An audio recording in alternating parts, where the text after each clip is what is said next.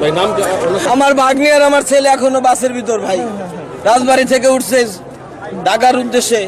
আমার টাকার দরকার না, আমার কিছু, আমার সন্তানের লাশটা আমার কোথায় দেখ, আর কিচ্ছু লাগবে না ভাই। বাসের মধ্যে যারা ছিল তারা কেউ জীবিত থাকার মতো অবস্থা নাই, আমরা যা দেখেছি আর কি। গাড়ির মধ্যে 10 থেকে 15 জন শিশু বাচ্চা ছিল, মহিলা ছিল এবং পুরুষ ছিল। 60 ফুট পানির নিচে এখানে আছে, সেটা এখন হামজা চলে আসছে উদ্ধার কাজের জন্য এবং উদ্ধার কাজ শুরু হবে কিছুক্ষণের মধ্যেই।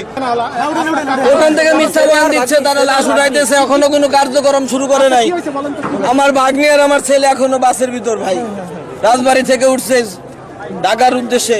বউ উঠছে, আমার মেয়ে ছোট বাচ্চা 2 বছর, আর আমার বোন উঠছে। আমার ছেলে 7.5 বছর বয়স, আমার ভাগ্নির 11 বছর বয়স। এরা এখনো পাইনি, এরা 2-3 ঘন্টা আগে আইছে স্যার, এখনো কোনো কাজই করতেছেন এরা। তো এটা কি কোনো কাজ হলো? আমার কথা, আমার সন্তান তো আর নাই, আমার দাবার বুঝাই দেখ। আমার টাকার দরকার না, আমার কিছু, আমার সন্তানের লাশটা আমার বুঝাই দেখ, আর কিচ্ছু লাগবে না ভাই। আমার সন্তানটা ভাই নাম কি? নগদ নিয়ে এলো হার না মানা হার অফার।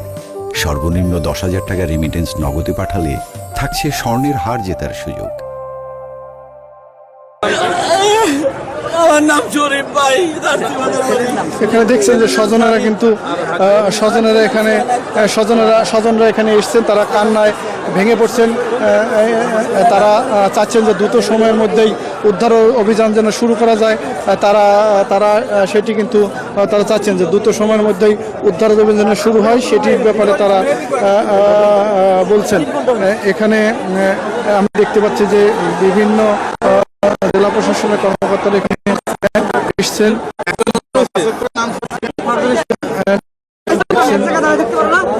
আমরা দেখাচ্ছি যে এখানে প্রশাসনের কর্মকর্তারা এখানে এসছেন, নৌ পুলিশের সদস্যরা এখানে এসছেন। সব মিলে এখানে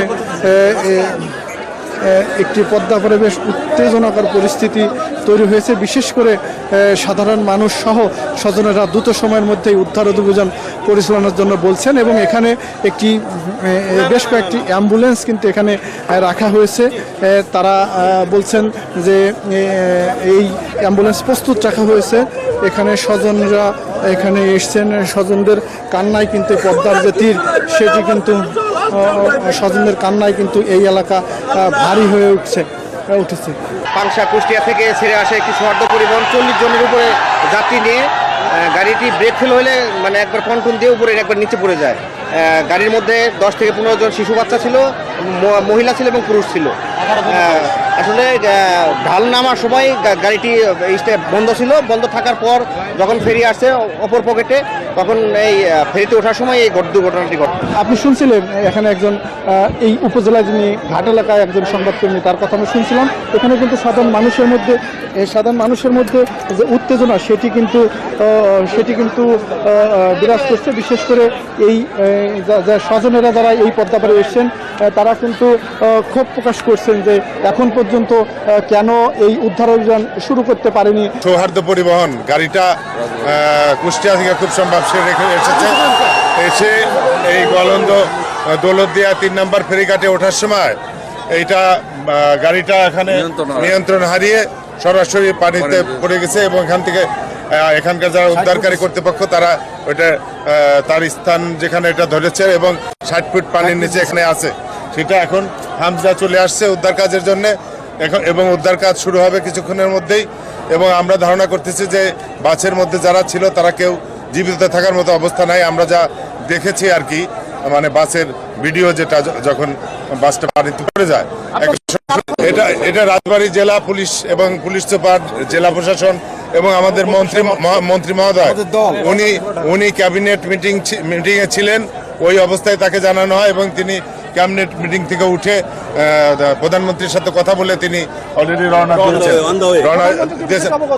বিষয়টা অবগত করিয়েছেন উনি ক্যাবিনেট মিটিংয়ে থাকা অবস্থায়, এবং তারপরে তিনি রওনা দিয়েছেন এখানের উদ্দেশ্যে। আমাদের মেইন কাজটা এখন উদ্ধার কাজ, এবং সেনাবাহিনী, পুলিশ, র্যাব, এখানকার জেলা প্রশাসন, পুলিশ প্রশাসন সকলেই আছেন। এখানে কিন্তু ভুয়া বলে এক প্রকার স্লোগান কিন্তু শুরু হয়েছে। সেনাবাহিনীর সামনে কিন্তু এই স্লোগান দিচ্ছেন। আসলে দীর্ঘক্ষণ উদ্ধার অভিযান এই যে বলে কিন্তু এখানে মানুষ স্লোগান দিচ্ছেন, এবং এটি সেনাবাহিনীর সদস্যরা কিন্তু এই পরিস্থিতি কিন্তু শান্ত করার চেষ্টা করছেন, যে তারা আসলে দ্রুতই উদ্ধার অভিযান শুরু হবে। এখানে অ্যাম্বুলেন্স রাখা হয়েছে, এখানে ফায়ার সার্ভিসের সদস্যরা এসছেন। আসলে আবহাওয়া বেশ বৈরী থাকার কারণে কিন্তু উদ্ধার অভিযান এখন পর্যন্ত শুরু হয়নি। তাছাড়া আমরা এখান থেকে যতদূর খোঁজ খবর নিয়ে জানতে পেরেছি যে ঢাকা থেকে বিশেষ ডুবুরি দল এখানে আসবেন। আমরা এই যে অ্যাম্বুলেন্স, একাধিক অ্যাম্বুলেন্স কিন্তু এখানে রাখা হয়েছে। উদ্ধারকারী জাহাজ যে হামজা, সেটিও কিন্তু এখানে রাখা হয়েছে। এখন পর্যন্ত উদ্ধার তৎপরতা কিন্তু শুরু হয়নি, শুরু করতে পারেনি এখানে যারা উদ্ধার তৎপরতা যারা আছেন তারা। আমরা এখানে দেখছি যে একাধিক অ্যাম্বুলেন্স কিন্তু রাখা হয়েছে এবং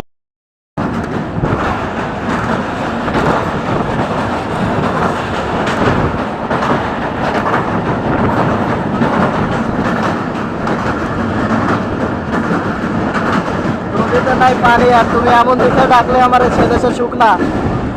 তুমি বলছিলে নদী পথে যাইতে, নদী পথে আমি যাবো কেমনে? দেখছো নদী তো পুরোটাই শুকনা।